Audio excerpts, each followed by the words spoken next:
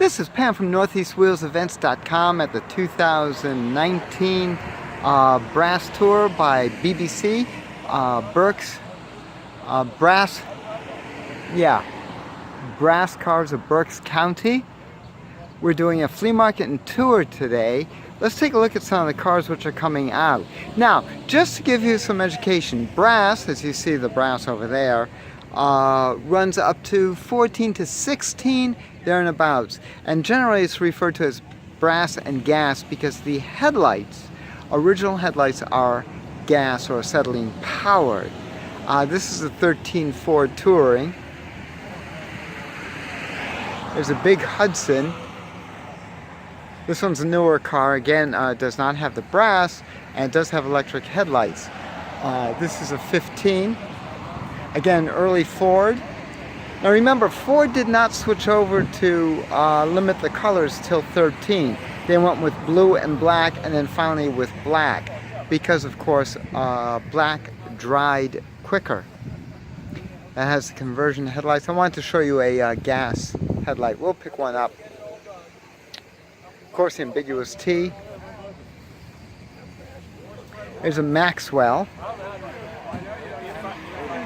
Now a lot of these cars have gone through their progressions. Now let me show you what the gas is all about. See the little Y in there? Gas will come out of those jets, and you actually light it with a candle. You'll open the headlight and light with a match. Then you also have kerosene up here for your running lamps. There's the gas bottle. You can have either a bottle or you would have a gas generator. Got the curved dash Oldsmobile over here, the single cylinder. That was the first mass-produced car, 1899, 1900. That was the first mass-produced car in the world. Now you're mixing up with the Ford Model T, which was the first moving assembly line. Big difference. Then early Buick. Look at this Pierce Arrow. This is gorgeous, just gorgeous. It's got a copper hood. Let's see, this is a 1909 Model 4PP. Now, Pierce was part of the three Ps. Peerless, Packard, and Pierce. They had developed into one of America's absolute premier cars. Very, very expensive, very luxurious. Model T. Model T. I'm going to jump ahead so I can get rid of some of the crowd.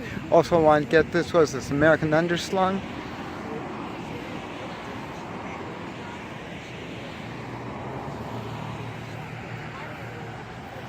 Let's see if I spot it correctly. No, Coe Mitchell Automobile Company, the Coe Flyer. Never heard of it. Never heard of it. This is out of Chicago.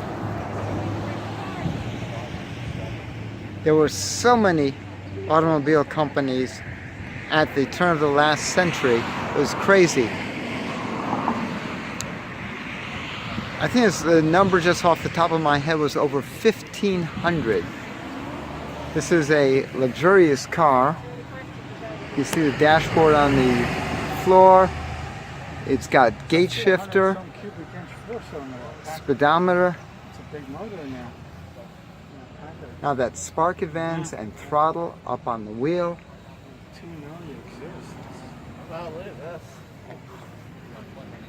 Now this is interesting. Look at the built-in rear trunk. That was an innovation. See the single tail light back there? Of course they put, for safety reasons, two tail lights. This is a rare treat, folks. How many exist? Could not tell you. Could not tell you. Now pump it. Oh, there goes a little Ford. Just want to capture it. If you ever can get a ride in a brass car, it is an experience, folks. You have to go. You have to go. Again, let me turn back again. This is a Coe Mitchell Automobile Company. I'm going to look it up. Coe Flyer from Chicago, Illinois. Ford was really the cornerstone of our hobbies. There's a 12. That's why you see so many.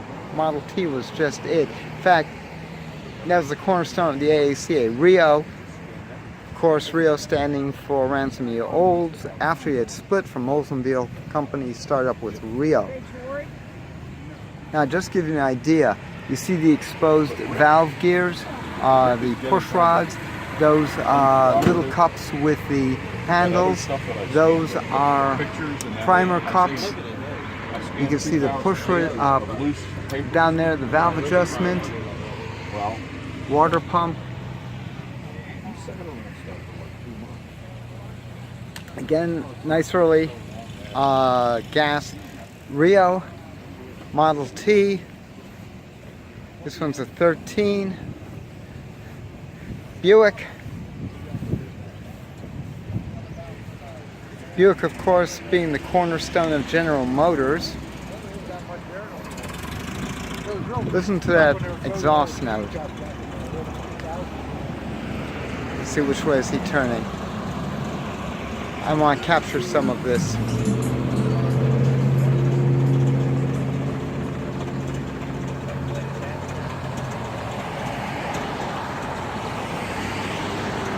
After the traffic clears, because of course you don't have the acceleration. These cars just had rear wheel external brakes.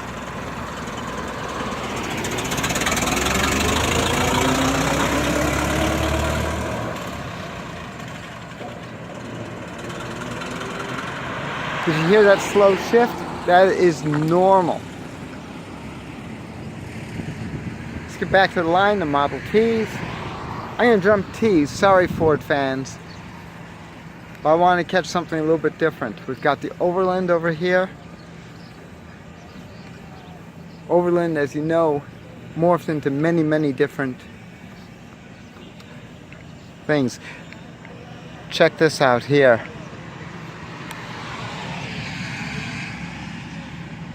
That is an oiler. You can check your oil level there. You adjust your how much each point gets oiled by that. You can see your single cylinders, 4-cylinder. On the other side, you'll see the priming cup down there is what we would call a distributor, but that's your magneto running up. Early motoring is fascinating, absolutely fascinating.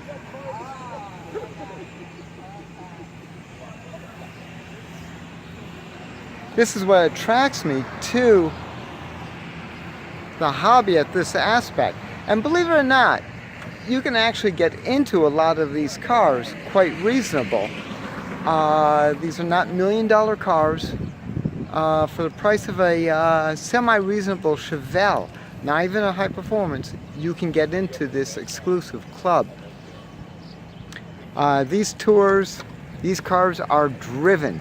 And that's the most important thing. We are keeping our automotive history alive. As we are progressing into another revelation in the automotive industry, it is more and more important to keep this hobby alive. So, for all of you brass people out there, please make sure you get your brass events listed here on northeastwheelsevents.com, southeastwheelsevents.com, ukwheelsevents.com, and invite friends so we can keep the hobby going. This is Pam from northeastwheelsevents.com at the 2019 BBC Brass Tour and Swap Meet. For more cool events like this, make sure you check northeastwheelsevents.com, southeastwheelsevents.com, ukwheelsevents.com, and while you're there, post and share your events. I'll see you at the shows.